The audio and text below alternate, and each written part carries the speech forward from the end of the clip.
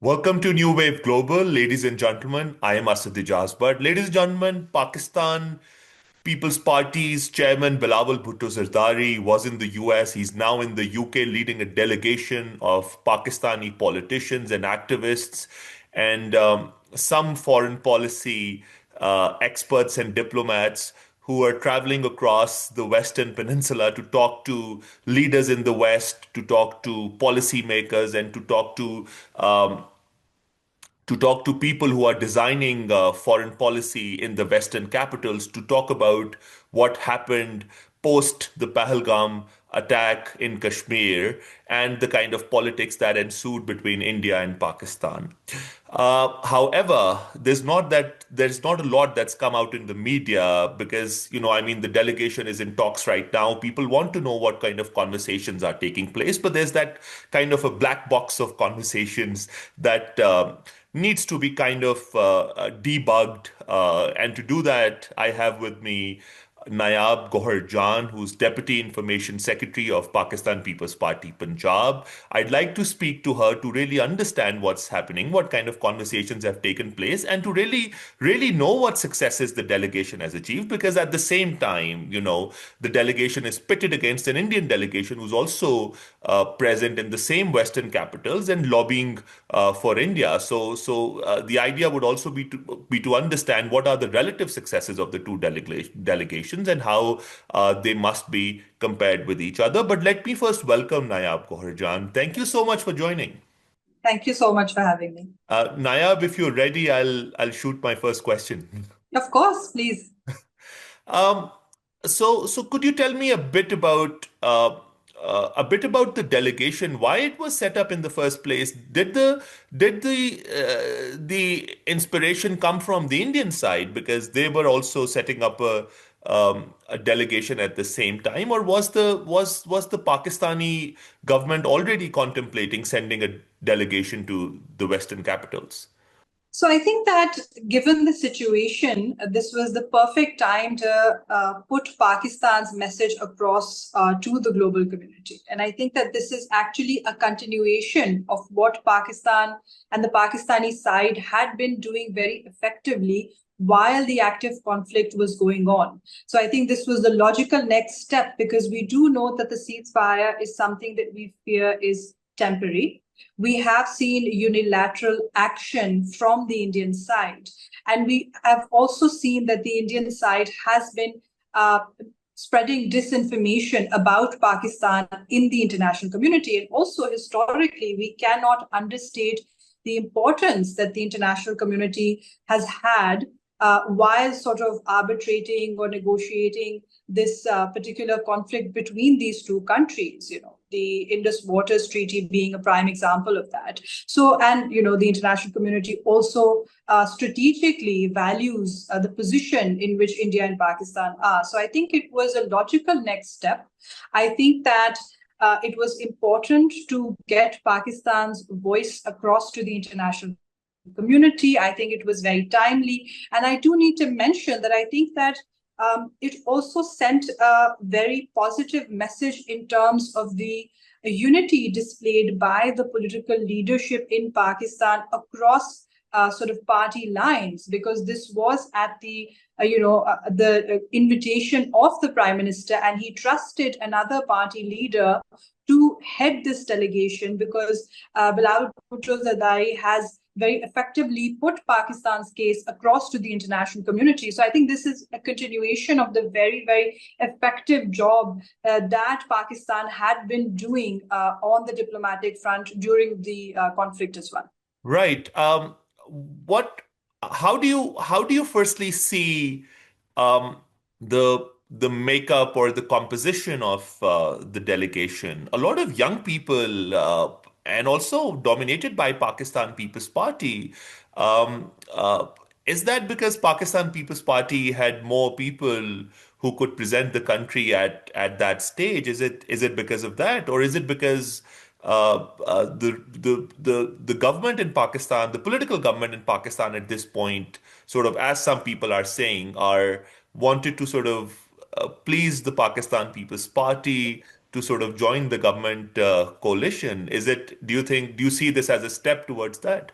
I think, like I said, this is purely something that has been done on merit because, like I said, during the conflict, we saw that a lot of government, political, military institutions and actors were acting in synergy. We saw different actors playing to their strengths. And I think that during that conflict, the strength that Pakistan People's Party, which it has historically had and currently displayed as well, was on the diplomatic and international front. We saw that the chairman of the Pakistan People's Party was at the forefront of putting Pakistan's message across to the global community. So I think this was done rightly so at the right time with the right people in place and playing to the strengths of the different parties that we do have in the government right now. So I do consider this to be a welcome step.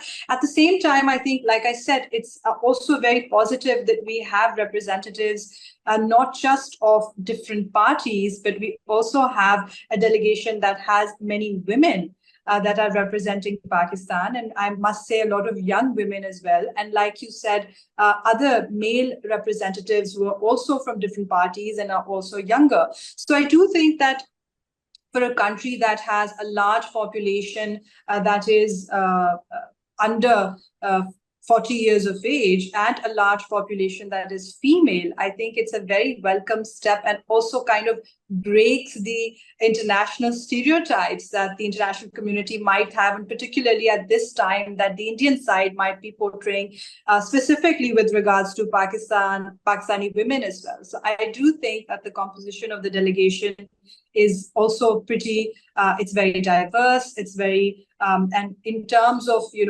sending something out to the international community, I think it's very well presented. For one, I was very pleased to see the composition of the delegation, which is why I wanted to ask you that question. I mean, especially comparing it to the Indian delegation that's going around. Yeah. But um, uh, so so so, I mean, the most critical aspect is understanding the message that the Pakistani delegation is conveying to the world, to the Yeah. international community.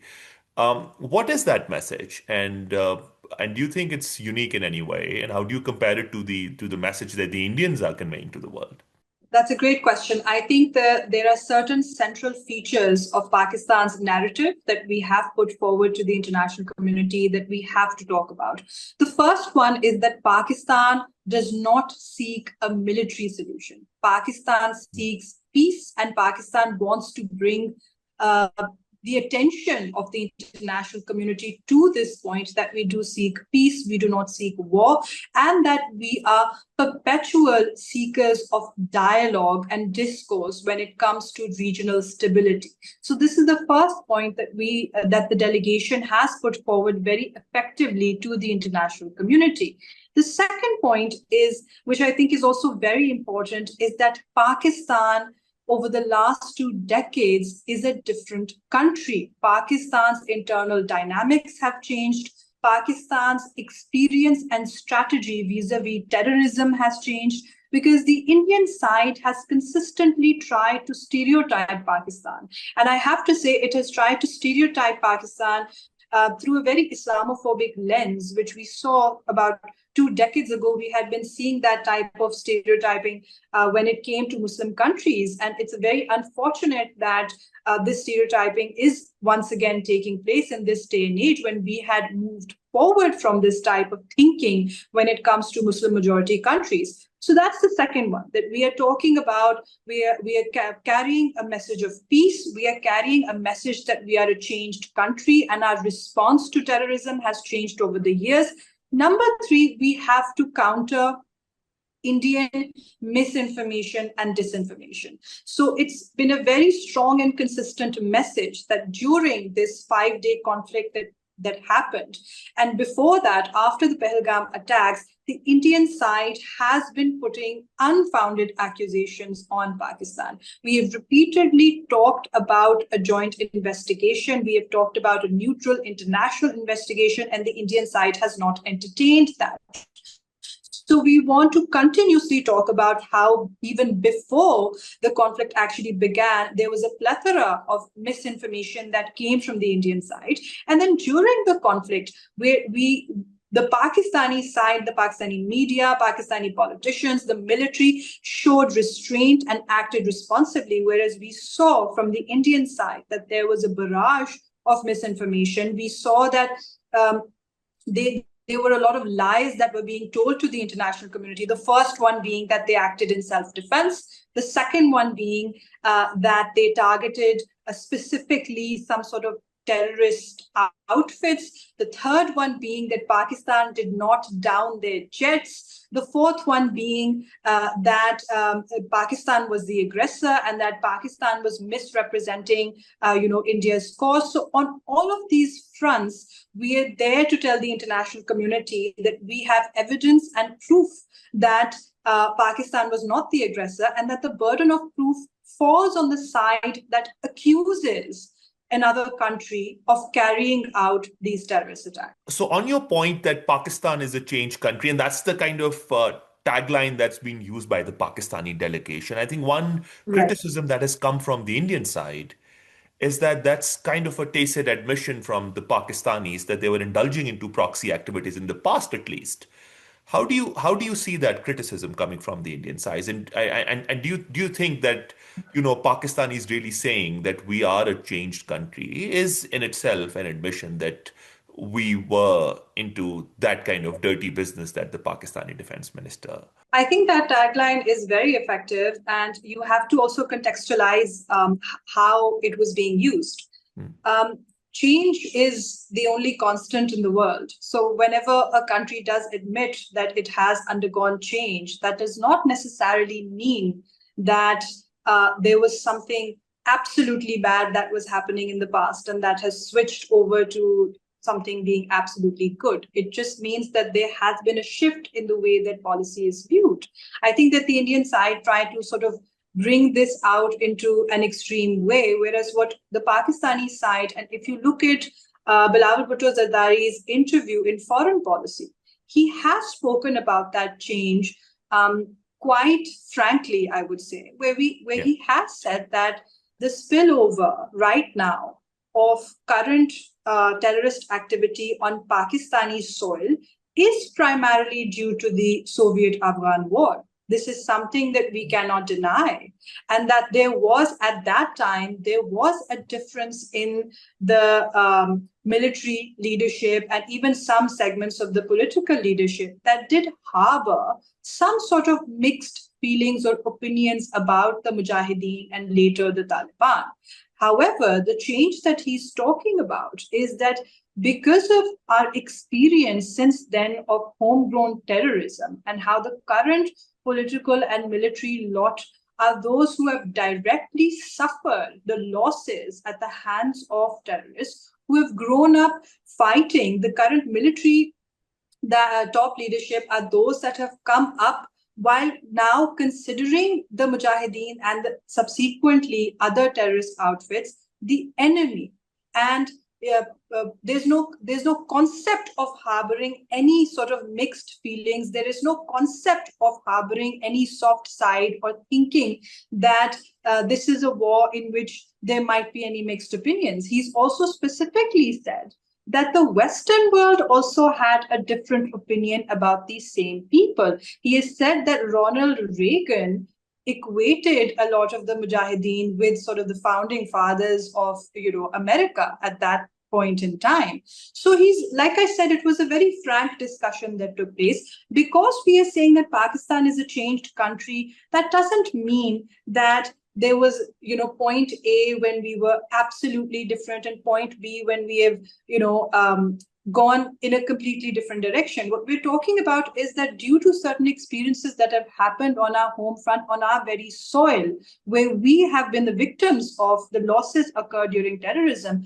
the murder and assassination of Shaheed Mohtarma Benazir Bhutto being a prime example, where we've lost a beloved political leader to a terrorist attack, that experience does shape and change a country. And since then, we have taken concrete measures to tackle terrorism. And I think that he has made that case very effectively, because at the forefront of this is the fact that the international community has accepted this, that we have changed, that we have effectively countered terrorism. Otherwise, Pakistan would not have been let out of the Financial Action Task Force grey list. This is an acknowledgement of the international community that Pakistan has changed.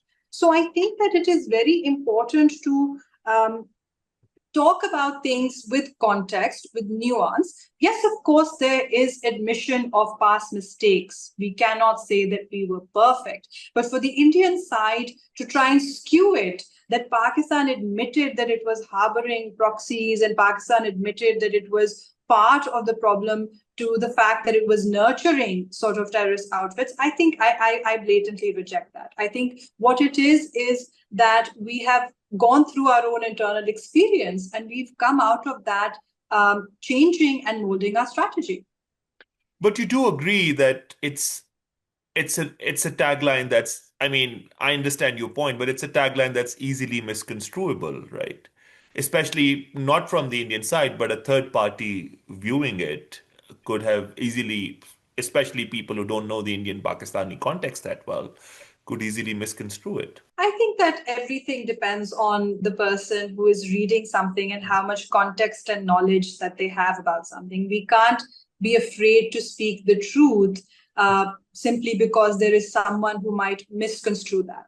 The truth is that Pakistan has changed. The Right. truth is that Pakistan has had renewed conviction to fight terror on its own soil. The truth is that Pakistan has been one of the primary victims of terrorism in the world.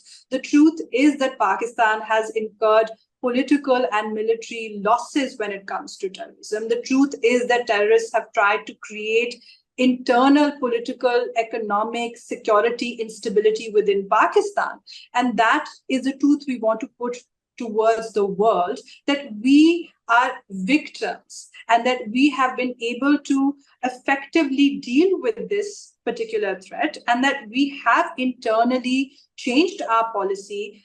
We've had a renewed conviction in the last 15 to 20 years to deal with this threat because of the unique, specific internal experience that we've gone through. And I think that this is very effective because it also shows the international community that their particular stereotyping of Pakistan, of Muslims in the past was wrong, and that being a Muslim majority country, we do not condone or support any kind of Islamist terrorists, and we have in fact been the largest victims. It also shows the international community that we do currently also want to cooperate with regional and global powers to further de-escalate and to further deal with this threat, which is one of the key points that Chairman Bilawal was also talking about, that is intelligence sharing, regional cooperation and dialogue when it comes to the threat of terrorism, which is a combined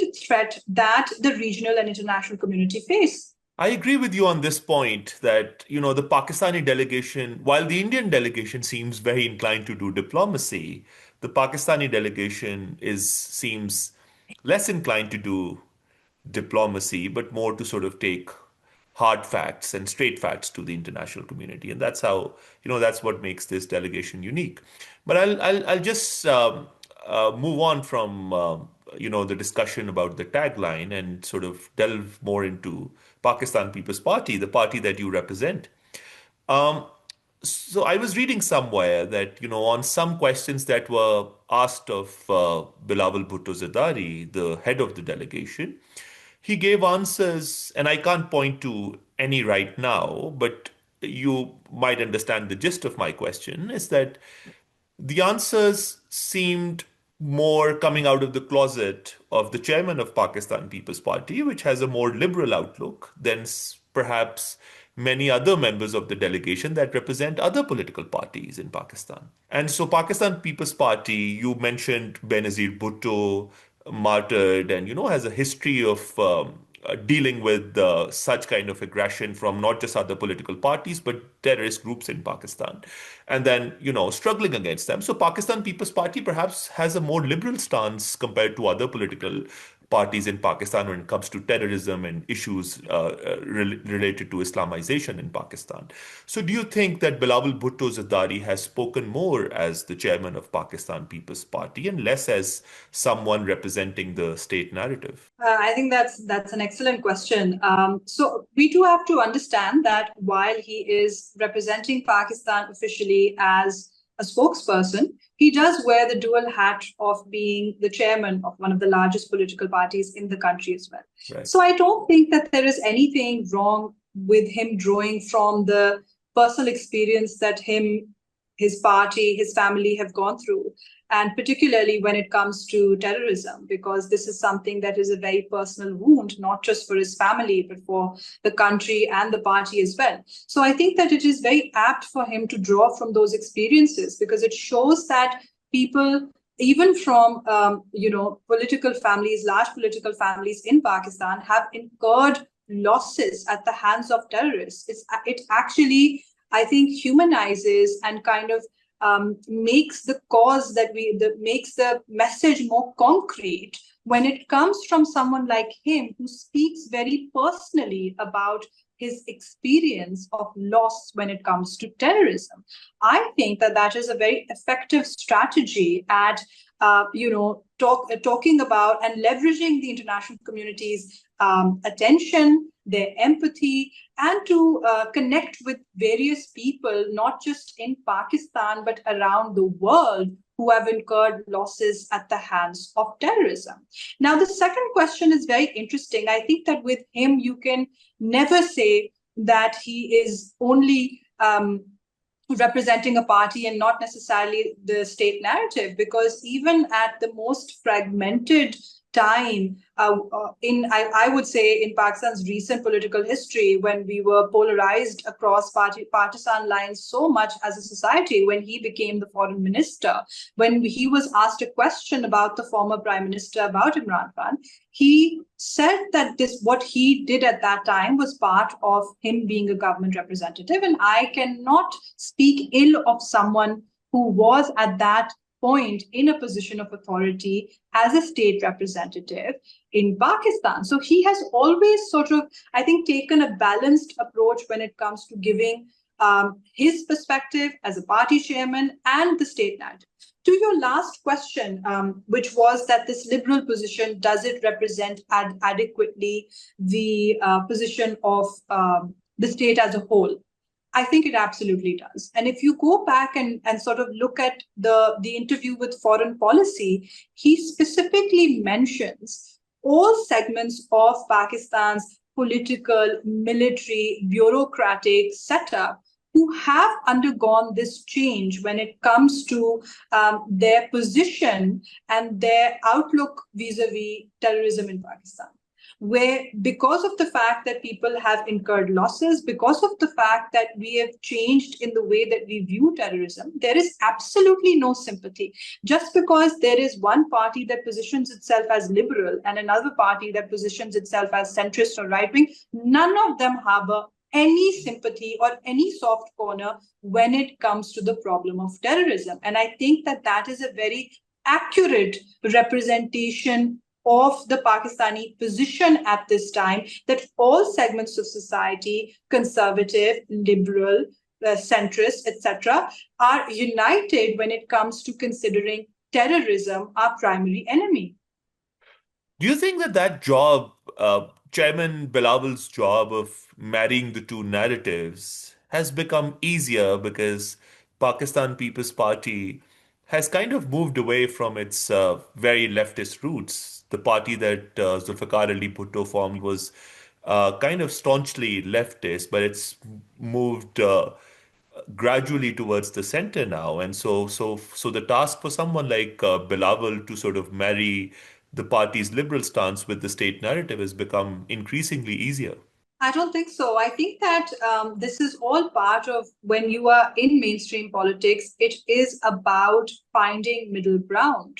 and it is about marrying together different narratives, different ideologies. I think that the Pakistan People's Party still carries a lot of its leftist legacy. Of course, the world in the 1970s was a changed world, and the world in which Chairman Bilawal is heading the party is a different world.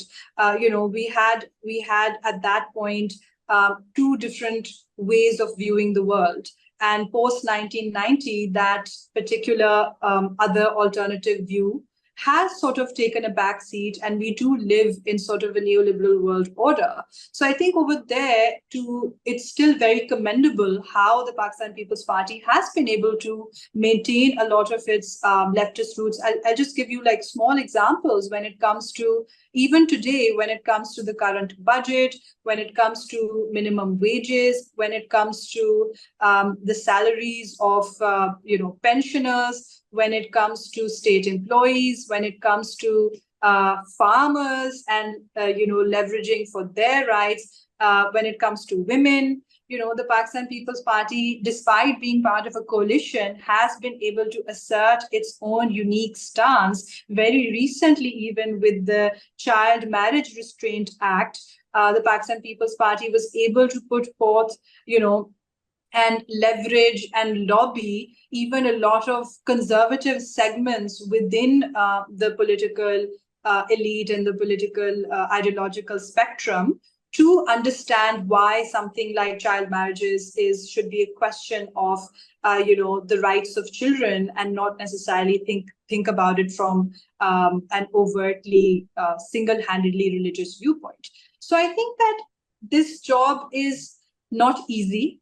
And I think it is still difficult, but I think that this is the quality of a statesman, that you have to sit on the table, you have to marry different narratives, you have to talk about dialogue. And I do want to mention that I think his father has also done a remarkable job of this over the years. The president has been able to bring together, people from varying ideologies, varying political interests, varying political, segments, and has been able to talk about dialogue and reconciliation. So I think this is a legacy that the People's Party has, and I think they were very well positioned to lead this delegation, particularly because of that reason. Talking about legacies, where do you see, the politics in South Asia going?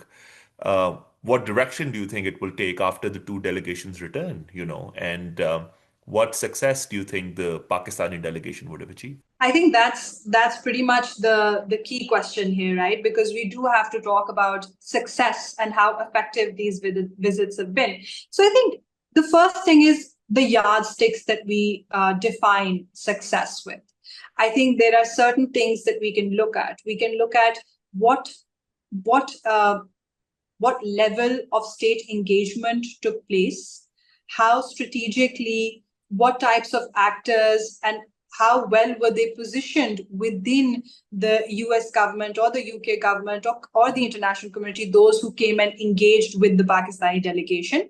Number two, we can look at the responses that came from their sides. Number three, we can look at what type of media hype, what type of media space was given to our delegation. So even if we look at these three yardsticks, we can see that from this perspective, this has been an overwhelming success. Number one, because the delegation was received by, high-level political representatives, think tanks, academics, different types of the people who are placed in very important strategic positions, especially when it comes to the government and especially when it comes to South Asia. So I think, and the responses that have come from a lot of those highly placed individuals have been very positive when it has come to Pakistan. In fact, there is a lot of word going around that the Indian delegation has been told by the State Department that they should engage in dialogue with Pakistan.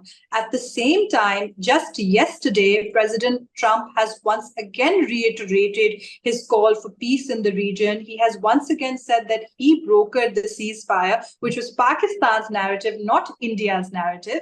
He has spoken about how he used trade diplomacy and dialogue to sort of broker this particular ceasefire. And this is something that the Indian side had been continuously denying. So once again, Pakistan's narrative is the one that has been vindicated, not just by members of the international community, but by the President of the United States himself. So I think that given all of this, we were also received very warmly from segments of the UK government.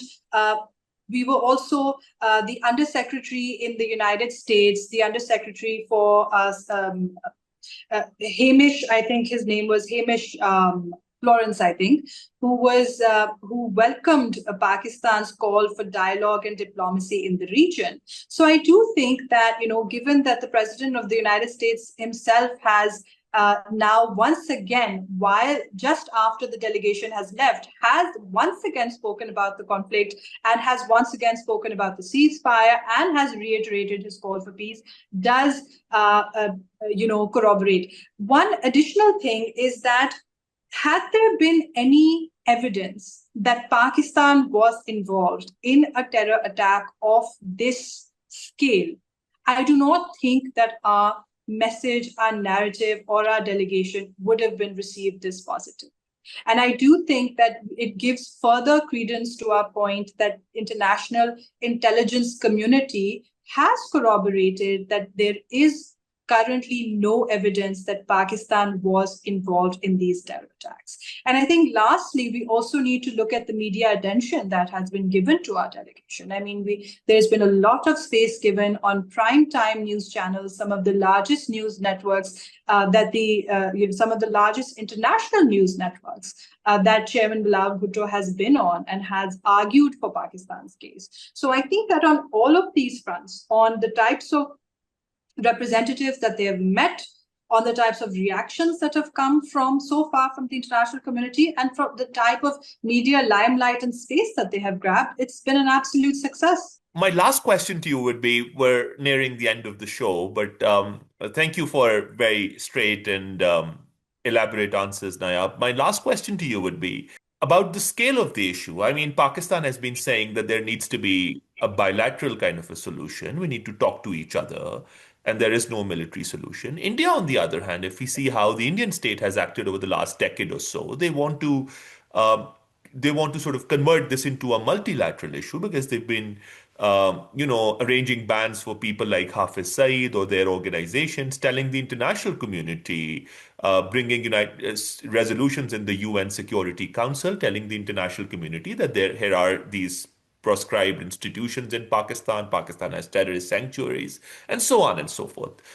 So, to bring these Cold War antics, because during the Cold War, the U.S. and the Russians were basically sending these kind of, because they weren't talking to each other, sending these kind of delegations to the world, and so it's reminiscent of the Cold War era that both Pakistan and India have sent similar delegations to the world. But my question is, has India, do you think, in your opinion, been sort of through these delegations and, sort of inducing a Pakistani delegation to the world also, been effectively able to convert this into a multilateral issue, which is what India wanted to do it from day one? Because the delegations aren't speaking to each other, they're speaking to the rest of the world. I don't think that the desire to make this a multilateral issue stems specifically from India. I think Pakistan also harbors that desire.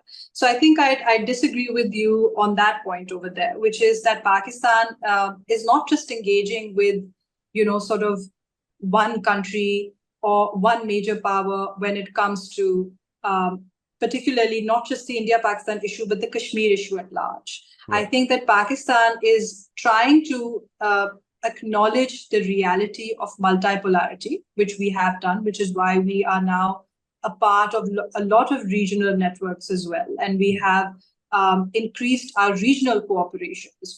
So I think that Pakistan is well aware of the nature of today's multipolar world, and we have very successfully been able to leverage that, which is why the visits, when you look at the delegation, they are talking about visiting various world capitals. This is not just about the United States. This is not just about the United Kingdom. This is also about European countries. This is also about engaging with regional powers like Saudi Arabia. This is also about engaging with China. So there are, of course, a lot of actors that are involved. So I think that Pakistan also has that desire. Now, when it comes to your question about India, I think because the first part I have answered, so I answer the part about success. Sure. I think that India in this particular moment has been largely unsuccessful because what India was expecting was that its unilateral actions would receive a lot of international diplomatic multilateral support, which they have not. India's claims about Pakistan being a terrorist state have not been endorsed by any major world power. Yeah, it didn't receive a India pat on the has, back, which it once was again, expecting. not at all, not at Yeah. all. And I think that they're a little bit flabbergasted because of this, because this is Pakistan has reasserted itself on the diplomatic front.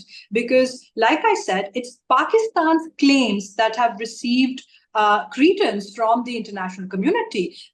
Just talking about, once again, the fact that the President of the United States has given Pakistan's narrative, has seconded Pakistan's narrative that the international community, and particularly the United States, was a part of negotiating the ceasefire. Right. Particularly the fact that no major power in the world has done this 2003 level stereotyping of Pakistan as a terrorist state and all Muslims are terrorists. And, whenever you hear the word Muslim, you make it synonymous with terrorists. I think we have done a fantastic job at absolutely disintegrating this Islamophobic narrative, this very problematic narrative that was coming from the Indian side.